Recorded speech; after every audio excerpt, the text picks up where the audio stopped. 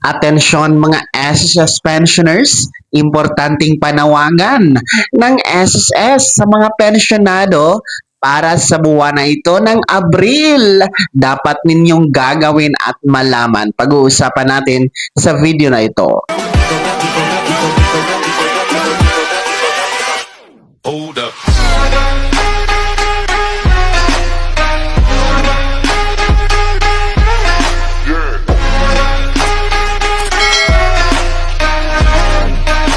Hello mga ka-vlogs! Welcome dito sa aking YouTube channel. Magandang araw po sa lahat ng mga manonood. Saan po kayong dako sa mundo? Kumusta mga ka-vlogs? Eto ha mga pensyonado na SSS, napaka-importanting panawagan ito para sa inyo na SSS para sa buwan na ito, buwan ng Abril. Mamaya-maya pag-uusapan natin. Pero bago ang lahat, kung bago ka pa lang dito sa aking YouTube channel o di kaya hindi ka pa nakasubscribe, abay, click nyo muna ang ating subscribe button na nasa baba. Huwag yung kalimutan na pindutin ang notification bell. Ilagay nyo po sa all para naman updated ka sa lahat ng mga videos na aking i-upload.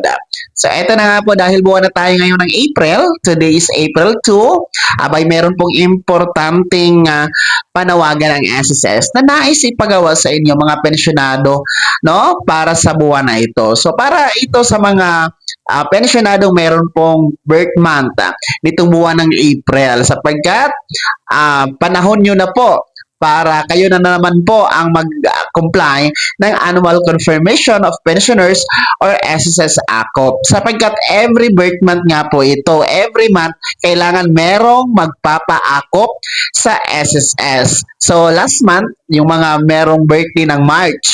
Ngayon, since April na tayo, kayo na naman mga April celebrant, ha? Whatever kung ano ang petsa ng inyong birthday sa buwan na ito, from April 1 to April 30, abay, ang suggestion ko talaga, ngayon pa lang, pwede na kayong mag-advance. No? Unahan nyo na, agahan nyo na ang pag-comply, pag-file ng inyong Annual Confirmation of Pensioners or SSS ACOP. No? Para hindi na tayo magkasiksikan doon sa deadline. No? Last week ng April or katapusang araw mismo ng April, no? Para maiwasan natin ang pagka-delay ng ating compliance ng ACOP dahil napuputol po ang ating pensyon kapag hindi tayo magko-comply ng ACOP tuwing birth month natin, gaya nitong buwan ng April. Kung kayo po ay retirement pensioners, total disability pensioners, or survivor pensioners, nasa abroad o nasa Pilipinas, you are required to comply your ACOP mga ka-vlogs. Pero ha, dapat ang edad 80 pataas, no? 80 anyos pataas, 80 years old pataas. So, ibig sabihin, ang mga 79 years old below, hindi po kayo kasama sa magpapa-ACOP. And take note, kung dalawa po ang pensyon ninyo na tinatanggap kay SSS, halimbawa, kayo ay retirement pensioners, tapos survivor pensioners din po kayo, dalawang ACOP form po ang dapat ninyong isubmit kay SSS ha, mga pensionado. So sumugod na po sa pinakamalapit na SSS branch sa inyong lugar, no? Kung gusto niyo pong mag-walk-in, and then mag-fill up kayo doon ng ACOP na form, libre lamang yan, walang bayad. Pangalawa, pwede kayong mag-comply ng ACOP through video conference, no? Para ito sa mga malayo sa Pilipinas, nasa abroad, o di kaya busy, no? You can comply through video conference. Mag-email lamang kayo kay SSS, tapos si SSS po, magre-reply sa inyo para iset ang schedule ng inyong video conference. Take note, Philippine Standard Time ha, ang gagamitin po sa video conference. Pangatlo, pwede mag-comply ng ACOP sa mga selected banks na nasa screen ninyo. No? Kung kliyente kayo ng mga bangkong yan na diniklara po ni SSS, you can comply your ACOP ha, sa mga bangkong yan. So, wag nang magmatigas sa ulo, wag nang magmatigas mga pensyonado may birth month kayong buwan na ito, buwan ng Abril, no? I-comply nyo na ang ACOP dahil para naman po ito sa inyo dahil sinisiguro lamang ni SSS na nasa tamang tao yung pensyon na matatanggap, no, every month.